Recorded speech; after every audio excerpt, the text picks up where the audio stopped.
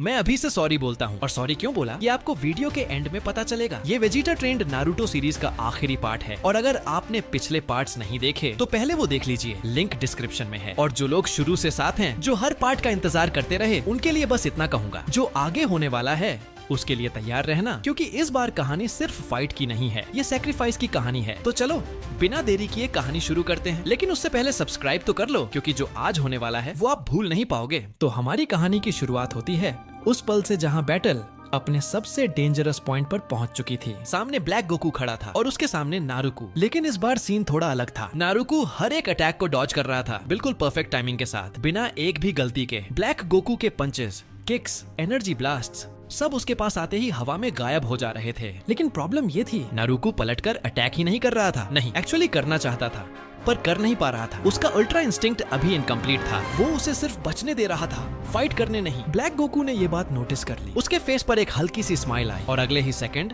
उसका fighting style change हो गया। अब वो रुक नहीं रहा था। वो एक के बाद एक अटैक्स बिना गैप के, बिना मौका दिए कर रहा था। हर सेकंड नारुको के लिए सिचुएशन और टफ होती जा रही थी। धीरे धीरे नारुको की डिफेंस क्रैक होने लगी और पहली बार उसे पीछे हटना पड़ा। ब्लैक गोकू अब फुल रेज में आ चुका था। उसने अपना हाथ आसमान की तरफ उठाया और यूनिवर्स की सारी एनर्जी को एक जगह कलेक्ट करना शुरू किया। कुछ ही पलों में उसके हाथ में एक ऐसा अटैक तैयार था जो पूरा यूनिवर्स मिटा सकता था।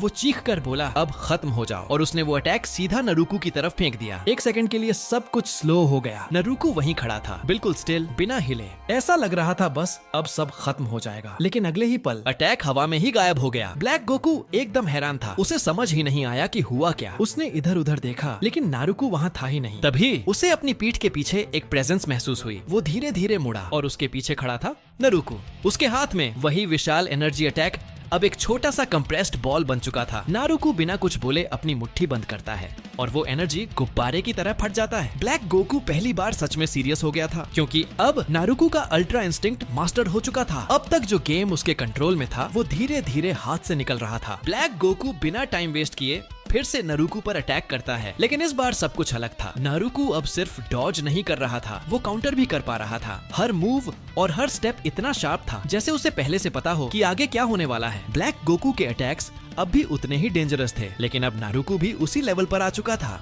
दोनों के बीच की फाइट अब एकदम बराबरी की हो गई थी। बैटल अपनी पीक पर पहुंच चुका था। ब्लैक गोकू और नारुको लगातार टकरा रहे थे। हर क्लैश में इतनी पावर थी कि आसपास का स्पेस हिल रहा था। लेकिन साइड में खड़ा वेजिटा अब सब कुछ समझ चुका था। ये फाइट ऐसे खत्म होने वाली नहीं थी। वो धीरे से बोलता है, फ्यूजन ज्यादा देर टिकने वाला नहीं है, ये कभी भी अलग हो सकते हैं। उसकी नजर नारुको पर टिक जाती है, जो अभी भी ब्लैक गोकू को रोक रहा था, लेकिन ये ज्यादा देर तक नहीं चलने वाला था। वेजिटा अपनी मुट्ठी कस लेता है, उसकी सांसें भारी हो जाती हैं और वो धीरे से बोलता है, अब और वेट नहीं कर सकता, मुझे ये करना ही होगा। वो अंदर से जानता था कि उसने अभी तक इस पावर को पूरी तरह मास्टर नहीं किया है, फिर भी उसके पास कोई और रास्ता नहीं बचा था। वो अपनी आंखें बंद करता है और अपनी सारी एनर्जी को जोर से पुश करता है। उसके आसपास हवा भारी होने लगती है और जमीन उसके नीचे से धीरे धीरे क्रैक होने लगती है। उसकी बॉडी से पर्पल ऑरा निकलना शुरू होता है। पहले हल्का सा, जैसे एनर्जी जाग रही हो, फिर एकदम से प्रेशर बढ़ने लगता है, जैसे उसका कंट्रोल टूटने वाला हो, और अगले ही पल वो एनर्जी सीधा फट पड़ती है। इस अचानक बढ़ते हुए प्रेशर को फील करते ही ब्लैक गोकू अपने आप रुक जाता है। उसकी नजर सीधा वेजिटा पर टिक जाती है और वो धीरे से बोलता है, ये एनर्जी। नारुको भी अपनी मूवमेंट रोक देता है और पीछे हटकर वेजिटा की तरफ देखने लगता है और वो धीरे से बोलता है, क्या सच में वेजिटा, क्या सच में तुम इस पावर को यूज करने वाले हो? कुछ पल के लिए पूरी बैटलफील्ड पर एक अजीब सा सन्नाटा छा जाता है। वेजिटा अपनी आंखें खोलता है, उसकी आवाज हैवी हो चुकी होती है और वो धीरे से बोलता है, अब असली फाइट शुरू होता है। और उसी पल वो एक नए रूप में ट्रांसफॉर्म हो जाता है। सामने खड़ा होता है अल्ट्रा ईगो वेजिटा और उसकी आंखों में सिर्फ एक ही चीज नजर आती है, सिर्फ लड़ने की जिद। वेजिटा अब आगे बढ़ता है, उसकी नजर सीधा ब्लैक गोकू पर टिक जाती है और बिना एक पल रुके वो आसमान की तरफ उड़ता हुआ सीधे गोकू के पास पहुंच जाता है। उसके हाथ में डार्क पर्पल एनर्जी इकट्ठा होने लगती है और अगले ही पल वो पूरी ताकत से ब्लैक गोकू पर हमला करता है। ब्लैक गोकू हल्का सा साइड होता है और वो अटैक सीधा पीछे खड़े एक बड़े पहाड़ से टकराता है। अगले ही पल पूरा पहाड़ धूल में बदल जाता है, जैसे वो कभी था ही नहीं।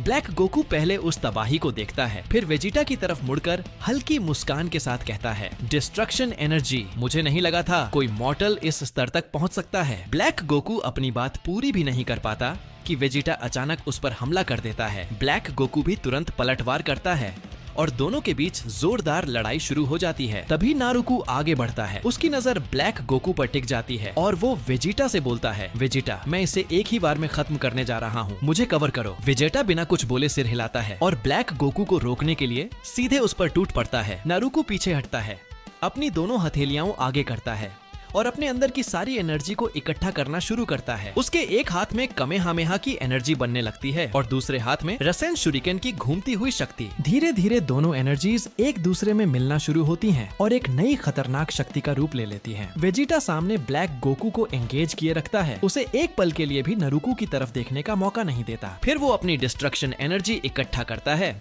और उसे नारुको के अटैक में जोड़ देता है। नारुको अपनी आंखें खोलता है और जोर से चिल्लाता है, एनर्जी स्टाइल डिस्ट्रक्शन शुरिकेन। वो अटैक सीधे ब्लैक गोकू की तरफ बढ़ता है, अपने रास्ते में आती हर चीज को मिटाता हुआ। ब्लैक गोकू उस अटैक को रोकने के लिए अपनी पूरी ताकत से एक एनर्जी अटैक छोड़ता है। दोनों एनर्जीज आपस में टकराती हैं, लेकिन अगले ही पल ब्लैक गोकू का एनर्जी अटैक उस अटैक से टकराते ही धूल की तरह मिट जाता है, जैसे उसका अस्तित्व कभी था ही नहीं। ब्लैक गोकू की आंखें फैल जाती हैं और वो चिल्लाता है, नामुमकिन, ऐसा नहीं हो सकता, मैं मर नहीं सकता, मैं अमर तो हूँ। अगले ही पल वो अटैक सीधा उससे टकराता है और ब्लैक गोकू का पूरा शरीर टुकड़ों में बिखर जाता है। कुछ पल के लिए सब शांत हो जाता है और ठीक उसी समय नारुको का फ्यूजन भी टूट जाता है। नारुतो और गोकू अलग हो जाते हैं और दोनों जमीन पर गिर पड़ते हैं। वेजिटा भी धीरे धीरे अपने बेस फॉर्म में वापस आ जाता है। नारुतो मुश्किल से उठते हुए बोलता है, क्या सब खत्म हो गया? क्या वो मर गया? लेकिन तभी ब्लैक गोकू के सारे टुकड़े चमकने लगते हैं और एक तेज रोशनी के साथ वो सारी एनर्जी ऊपर उठती है और पूरे यूनिवर्स में फैल जाती है। आसमान बदलने लगता है, हर दिशा में वही एनर्जी दिखाई देती है, जैसे ब्लैक गोकू खुद इस यूनिवर्स में बदल गया हो। तभी एक जोर की हंसी गूंजती है। ब्लैक गोकू की आवाज हर तरफ से आती है, मैं अमर हूँ, मैं मर नहीं सकता। इस दुनिया को खत्म करने के बाद मैं एक नई जिंदगी का निर्माण करूंगा और उस दुनिया का भगवान सिर्फ मैं होऊंगा। तभी बोरुटो वहाँ पहुँचता है। नारुतो उसे देखते ही बोलता है, बोरुटो तुम्हें यहाँ नहीं आना चाहिए था। बोरुटो घबराकर पूछता है, डैड आप ठीक तो हैं? और ये आसमान में क्या छाया हुआ है? नारुतो आसमान की तरफ देखता है, उसका चेहरा गुस्से से भर जाता है और वो कहता है, वो घटिया कीड़ा, मैं उसे नहीं छोड़ूंगा। फिर वो गोकू और वेजिटा की तरफ मुड़कर बोलता है, उसने पहले ही कहा था मेरी शिनकाइगन की वजह से वो अमर होगा, मतलब मेरी ही वजह से उसे ये ताकत मिली है। वेजिटा ये सुनकर चौंक जाता है और उसकी आंखें सिकुड़ जाती हैं। वो नारुतो को घूरते हुए गंभीर आवाज में कहता है, नारुतो बेवकूफी मत करो, तुम अपनी जान देने की सोच रहे हो क्या? नारुतो शांत लेकिन भारी आवाज में कहता है, शेनरॉन सही था, ये आंख दुनिया बचा भी सकती है और खत्म भी कर सकती है। शायद इतनी ताकत मेरे पास होनी ही नहीं चाहिए थी। नारुतो धीरे धीरे बोरुटो के पास जाता है, कुछ पल उसे देखता है और फिर उसे अपने पास खींचकर गले लगा लेता है। उसकी आंखें बंद हो जाती हैं और उसकी आवाज बहुत धीमी हो जाती है। मॉम और हिमावारी से कहना, मैं उनसे बहुत प्यार करता था। वो कुछ पल चुप रहता है, जैसे खुद को संभाल रहा हो, फिर हल्की टूटी हुई आवाज में कहता है, अगर इस बार मैं नहीं बचा तो अगले जन्म में फिर से तुम सबके साथ रहना चाहूंगा। बोरुटो कुछ कह नहीं पाता, उसकी आंखों से आंसू खामोशी से बहने लगते हैं। नारुतो धीरे से कहता है, मेरे जाने के बाद अगर कवाकी रोए तो उसे संभाल लेना और इस गांव को अब तुम दोनों को ही बचाना होगा। वादा करो, बचाओगे ना? बोरुटो कांपती आवाज में कहता है, नहीं डैड, आप ये क्या बोल रहे हैं? आप ऐसा नहीं कर सकते। नारुतो बोरुटो को थोड़ा और कसकर पकड़ लेता है और धीरे से कहता है, मुझे माफ कर देना बेटा, मैं तुम्हारे लिए कुछ नहीं कर पाया, मैं कभी भी एक अच्छा बाप नहीं बन पाया। ये कहते ही उसके आंसू बोरुटो के कंधे पर गिर पड़ते हैं। बोरुटो पूरी तरह टूट जाता है। वो नारुतो को पकड़कर चिल्लाता है, नहीं डैड, मैं आपको ये करने नहीं दूंगा, कभी भी नहीं। नारुतो उजुमाकी हल्की सी मुस्कान देता है और उसके सिर पर हाथ रख देता है। फिर वह खुद को अलग करता है और गोकू और वेजिटा की तरफ बढ़ता है। वह कहता है, आपने मेरे लिए बहुत कुछ किया है, उसका कर्ज मैं शायद कभी नहीं चुका पाऊंगा, लेकिन मुझसे एक आखिरी वादा कीजिए, मेरे जाने के बाद मेरे दोस्त सस्के उचिहा को वापस जिंदा कर दीजिए। वेजिटा कुछ नहीं बोल पाता, जैसे उसके पास शब्द ही खत्म हो गए हों और उसके पास कोई जवाब नहीं होता। गोकू कहता है, नारुतो ऐसा मत करो, इसका कोई भरोसा नहीं कि यह आंख खत्म होते ही ब्लैक गोकू भी खत्म हो जाएगा। नारुतो शांत आवाज में कहता है, मुझे यकीन है उसकी अमृता इसी आंख की वजह से है, मैंने यह बात लड़ाई के दौरान महसूस की है। इसके बाद नारुतो चुप हो जाता है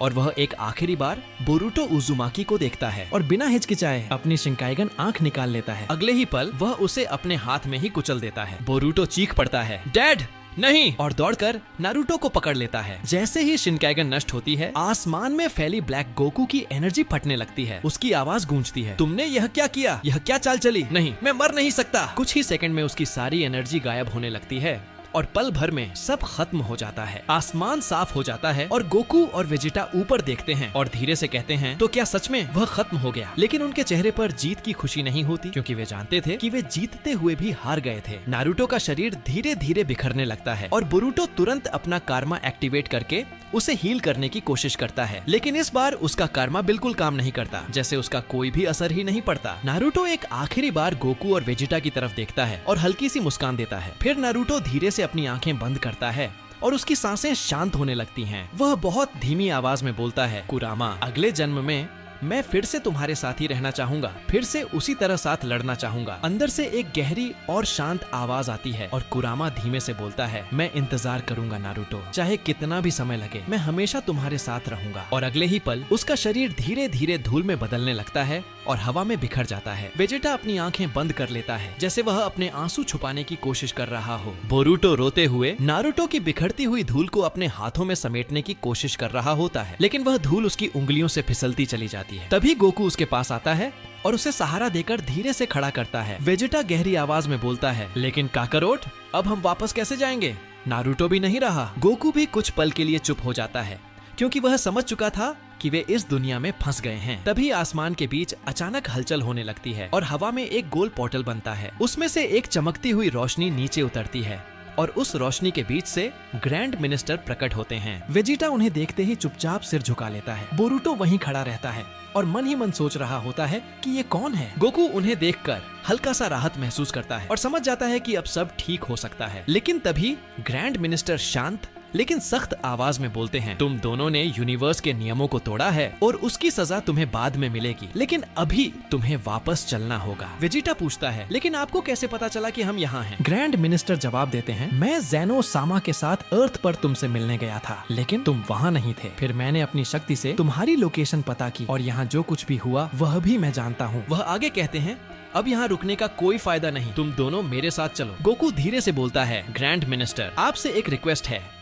क्या आप नारुतो को वापस जिंदा कर सकते हैं? ग्रैंड मिनिस्टर कुछ पल चुप रहते हैं, फिर धीरे से कहते हैं, नहीं, नारुतो को वापस नहीं लाया जा सकता। उसका अस्तित्व पूरी तरह खत्म हो चुका है। उसकी सोल अब ड्रैगन गॉड के पास बंधी हुई है, उसे रिवाइव करना संभव नहीं है। यह सुनते ही बोरुटो पूरी तरह टूट जाता है। वह रोते हुए ग्रैंड मिनिस्टर से विनती करने लगता है। ग्रैंड मिनिस्टर कुछ देर तक उसे देखते रहते हैं, फिर बोलते हैं, मैं उसे सीधे वापस नहीं ला सकता, लेकिन तुम ज़ेनोसामा के दोस्त हो, इसलिए मैं इस दुनिया को रिपेयर कर सकता हूँ। जिसकी थोड़ा सी भी एनर्जी या अस्तित्व इस दुनिया में बचा है उसे मैं वापस ला सकता हूँ, लेकिन जिसका अस्तित्व पूरी तरह मिट चुका है वह वापस नहीं आएगा। ग्रैंड मिनिस्टर अपना हाथ आगे बढ़ाते हैं और एक गहरी चमक चारों तरफ फैल जाती है। टूटे हुए घर, पेड़, जमीन, सब कुछ धीरे धीरे वापस ठीक होने लगता है। सस्के भी गॉड ट्री से वापस जिंदा हो जाता है, क्योंकि उसकी कुछ एनर्जी अब भी उस ट्री में बची हुई थी। लेकिन नारुतो वापस नहीं आता। बोरुटो आसमान की तरफ देखता है और चिल्लाता है, क्या हुआ? क्या डैड वापस आ गए? गोकू उसके कंधे पर हाथ रखता है और धीरे से कहता है, हमें माफ करना, लेकिन तुम्हें उनके आखिरी शब्द याद रखने होंगे। इस गांव की रक्षा अब तुम्हें करनी है। वेजिटा ग्रैंड मिनिस्टर से पूछता है, तो क्या आपकी शक्ति से बाकी बुरे लोग भी वापस आ गए, जैसे ब्लैक गोकू? ग्रैंड मिनिस्टर शांत स्वर में जवाब देते हैं, नहीं, कोई भी नकारात्मक एनर्जी रिवाइव नहीं हुई। जो मिट चुका है वह खत्म हो चुका है। गोकू और वेजिटा आखिरी बार बोरुटो की तरफ देखते हैं। गोकू हल्की मुस्कान के साथ कहता है, तुम में नारुतो की झलक दिखती है। वेजिटा धीरे से बोलता है, उसकी मौत को बेकार मत जाने देना, उससे भी आगे बढ़ना। अगले ही पल ग्रैंड मिनिस्टर के साथ गोकू और वेजिटा हवा में ही गायब हो जाते हैं और बोरुटो अकेला पीछे खड़ा रह जाता है। उधर सस्के भी वापस जिंदा हो जाता है। साकुरा उसे देखते ही भागकर उसे गले लगा लेती है। उसकी आंखों से आंसू रुक ही नहीं रहे होते। सस्के हैरानी से पूछता है, ये कैसे हुआ? साकुरा कांपती आवाज में बोलती है, नारुतो ने अपना वादा निभाया, गांव के सारे टूटे हुए घर ठीक हो गए और तुम भी वापस आ गए। सस्के कुछ पल के लिए चुप रह जाता है। उसकी आंखें इधर उधर ढूंढने लगती हैं। फिर वह धीरे से पूछता है, नारुतो वह कहाँ है? क्या वह भी वापस आ गया? यहाँ क्या हुआ था? तभी बोरुटो वहाँ पहुँचता है। उसे देखते ही हिनाटा, हिमावारी और बाकी सब उसके पास आ जाते हैं। हिनाटा घबराकर पूछती है, बोरुटो, नारुतो कहाँ है? क्या वह ठीक है? बोरुटो कुछ देर तक चुप खड़ा रहता है। उसकी सांस भारी होती है। फिर वह धीरे धीरे सब कुछ बताना शुरू करता है। जैसे जैसे बोरुटो सच बताता है, हिनाटा वहीं जमीन पर बैठ जाती है उसके हाथ कांपने लगते हैं और वह फूट फूट कर रोने लगती है। साकुरा अपनी आंखों पर हाथ रख लेती है जैसे वह यह सुन ही नहीं पा रही हो। सस्के वहीं खड़ा रह जाता है, उसकी आंखें खाली हो जाती हैं। वह कुछ नहीं बोलता, बस धीरे से अपनी मुट्ठी कस लेता है जैसे अंदर से टूट गया हो लेकिन बाहर दिखा नहीं रहा हो। वह आसमान की तरफ देखता है और बहुत धीमी आवाज में बोलता है, नारुतो, और उसकी आवाज वहीं टूट जाती है। बोरुटो की आंखों से आंसू लगातार गिर रहे होते हैं लेकिन वह खुद को संभालने की कोशिश करता है। तभी कवाकी पीछे से आता है और चुपचाप उसके कंधे पर हाथ रख देता है। बोरुटो थोड़ा सा पीछे मुड़कर उसे देखता है। उसकी आंखों में अजीब सा दर्द होता है। कवाकी कुछ नहीं बोलता है, बस उसके कंधे पर अपना हाथ रखे रहता है जैसे अपने भाई को संभाल रहा हो। बोरुटो अपनी आंखें पोंछता है और धीरे से सिर हिलाता है जैसे उसने खुद से कोई फैसला कर लिया हो। वह आसमान की तरफ देखता है और धीमी आवाज में बोलता है, मैं वादा करता हूँ, मैं आपका वादा मरते दम तक पूरा करूंगा। इतना कहते ही वह कवाकी के हाथ को कसकर पकड़ लेता है। कवाकी उसकी तरफ देखता है और बिना कुछ बोले उसके साथ खड़ा हो जाता है। हवा धीरे से चलती है और आसमान अब शांत होता है और यह कहानी यहीं खत्म होती है। अगर आप यहाँ तक देख चुके हो तो दिल से शुक्रिया इतना सपोर्ट देने के लिए। अगर स्टोरी पसंद आई हो तो वीडियो को लाइक करो, चैनल को सब्सक्राइब करो और कमेंट में जरूर बताओ कि ये सीरीज आपको कैसी लगी। और साथ ही ये भी बताओ कि अगली स्टोरी या पार्ट आप किस पर देखना चाहते हो। मिलते हैं अगली कहानी में, तब तक के लिए अलविदा।